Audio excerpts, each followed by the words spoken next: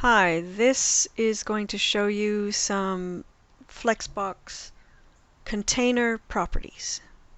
So we're going to start out with some example HTML. Here you can see my example HTML. And what I'm going to do is I'm going to mess with this, this div. So I've got a container div. So Flexbox works with containers, and within the containers you have items.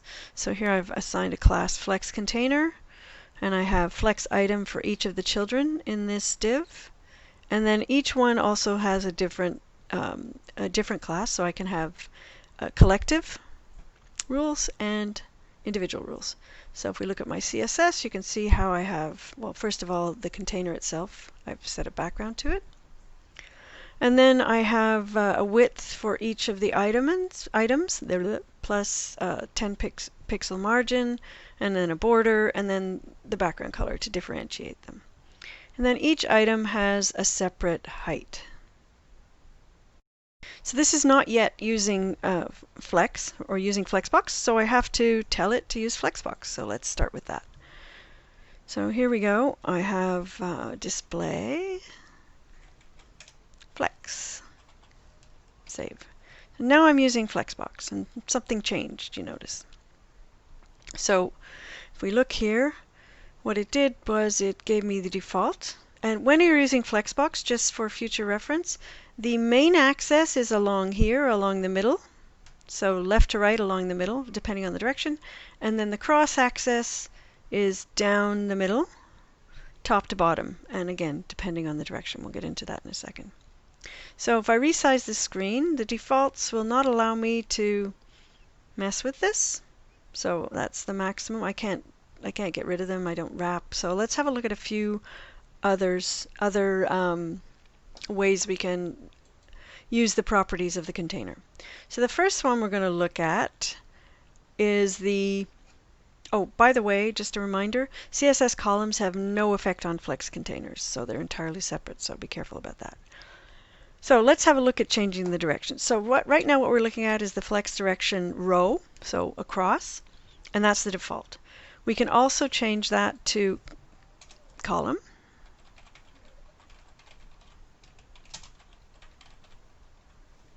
If I save that, it's going to immediately update it. That's one of the nice things about Visual Studio and Go Live. It just immediately changed it. So now we have Flex direction of column. And I can also reverse it. So I can say column reverse and save that. And notice it reversed my items. And I can also do row reverse. Save that, and it reversed my items. So we're starting with 3, we're ending in 1. So I can do that. I can change the direction. I can also wrap. So what I can do the direction, and I can wrap my items within my container. There's my wrap. And notice there's a whole bunch of others there. So Flex, let's try wrapping this. The no wrap is the default, which we saw before, and I can do wrap and I can do wrap reverse. So let's try wrap. Just see what happens. So notice it wrapped them around. So notice I have them in row reverse, and it's wrapping them around. It's also got them on the justified to the left-hand side, which I didn't quite expect. I'm not sure why it's doing that.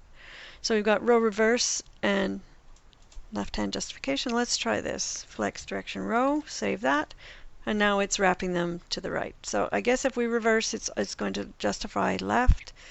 If we have direction row, it's going to justify right. If we have direction row, it's going to justify left. So that was separately using direction and wrap. If I want to combine them, which you usually will want to do, then you can use something called Flex Flow. Let's get rid of this. And now I can say, go back to row, no wrap. And I save that, and there we go. We're not wrapping. Or I could do row wrap. Save that, wrapping. And then, of course, there's column. Yep. So this is just a combination of the two, Flex wrap and Flex direction. So I just mentioned the axes. So the main axis is along here, the middle of my container, left to right, and the cross axis is along here. So the next tag I'm going to look at, the next property I'm going to look at is justify content. So the justify content defaults to flex start. So as you can see, we're doing it here. So I guess when I did that row reverse, the start was on the right, so it was justifying there. So what I can do here we have, as I said, it's the default, it's flex start, so I can change that to, I'm going to get rid of this and leave that default, and I'm going to change this to justify content. There we go.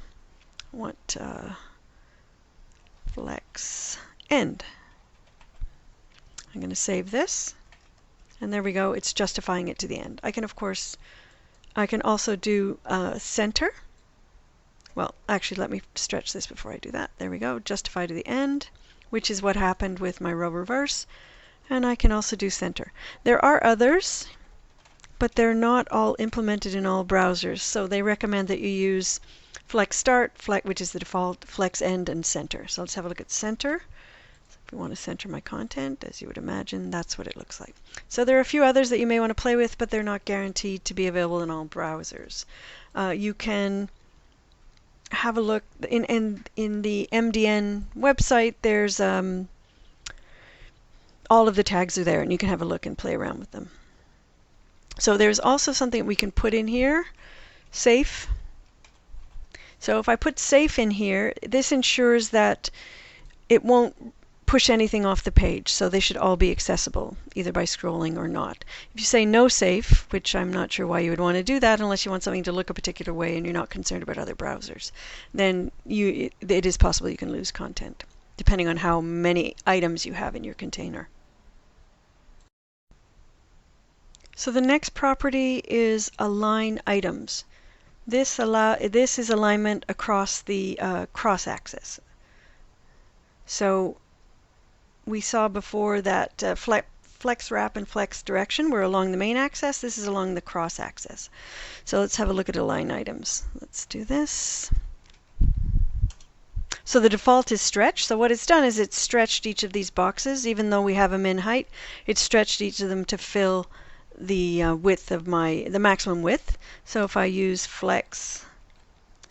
align content, this will go along the cross axis, so up and down. So let's try flex end. Save this.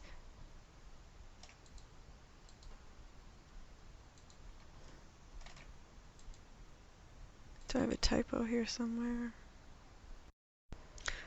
So now we're looking at align items. So this will align the items along the cross axis.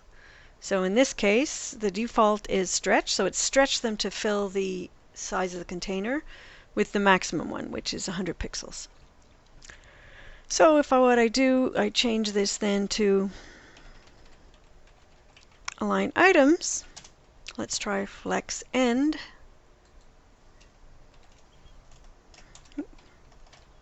There you see it went to the end, which is the bottom. I could try flex start. There we go. And then there's a couple of others. There's center, which is similar but not the same as stretch. What do you think is going to happen here? Let's see. There we go. We've centered it. And space between and space around.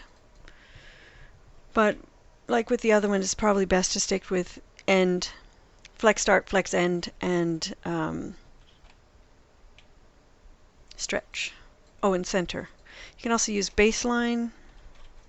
And again, you can look up the other possibilities.